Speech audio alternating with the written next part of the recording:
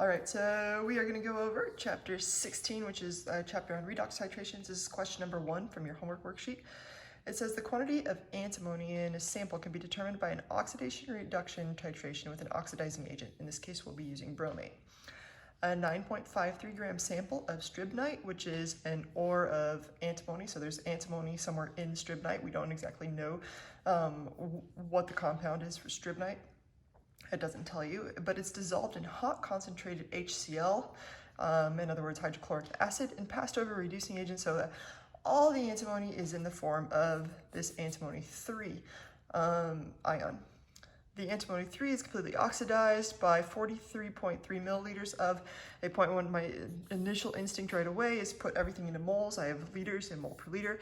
I'm going to multiply them together, assuming that this is in liters. So I'm going to take 0.0433 liters times 0.125 mole per liter to get moles.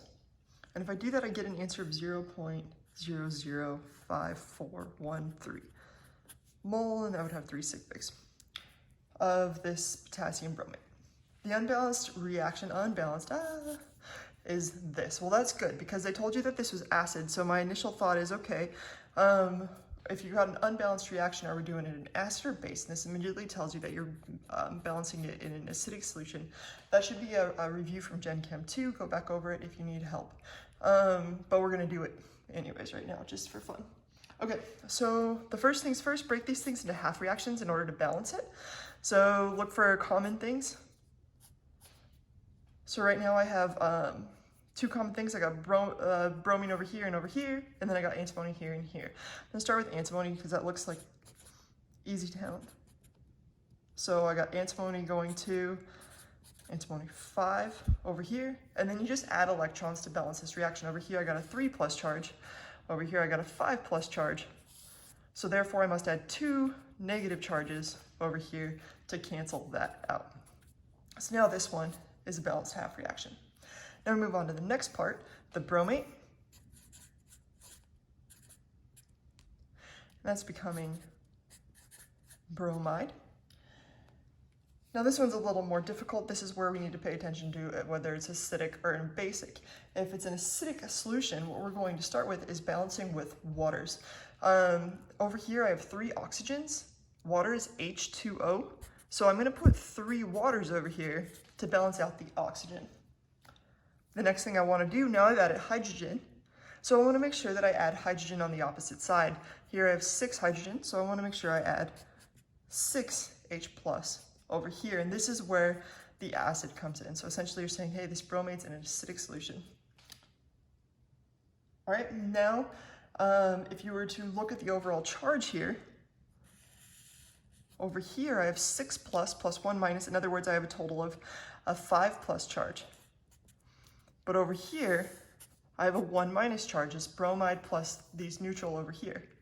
So you have to add electrons to balance them out. So again, I have a 5 plus and a 1 minus. I can add electrons only to this side because if you add negative over here, it's going to get more negative. So how many negatives do I need to get it equal to -1? Well, 6. 6 negatives plus 5 positives will give you a -1. And now this reaction's balanced as well. Okay, cool. So just to kind of clear up a little bit of space, let me go ahead and rewrite these. We had antimony 3 plus, yielding antimony 5 plus 2 electrons. And we also had 6H plus our bromate here, plus 6 electrons is yielding bromide plus 3 waters. Okay, and now, whoops, I missed the little electron there. And now we have to add them up, but in order to add them up, we want to make sure that they have the same number of electrons in each half reaction so that the electrons cancel. In order to do that, we have to multiply this one by 3 because here it has 6, and this one only has 2, so we're going to put a 3 there, and we're going to change this to a 6. And now it's 3, 3, and 6. Now when we go to add them up, our electrons can cancel. So what we have left over here is 6H plus our bromate plus 3 antimonies with a 3 plus charge yields bromide plus 3 waters plus 3 antimonies with a 5+ charge. And now this is our balanced reaction. Okay, so the next part of the question asks for the amount of antimony in the sample and the percentage of its ore. Well, what we know is that in this titration, we had some ore that had antimony in it. And you know that you titrated it with 0.005413 mole of the bromate.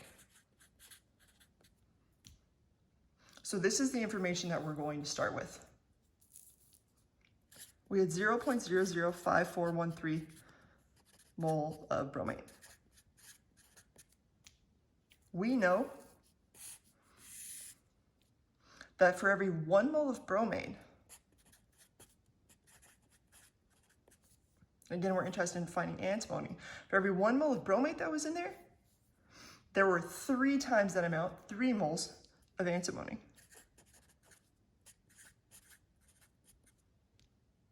And that tells us how many moles of antimony were in there in total. If you calculate that out, you get 0.00162,375. I went a little crazy with the sig figs here. Always better to go overkill than underkill. I don't think underkill is a word. All right, so that tells us how many moles of antimony we have. It asks for the amount in grams. So now we can just put that into grams. And I could have just continued this on here, but it's kind of nice to break down the steps. If you look at a periodic table, you will find that antimony has a mass of 121.76.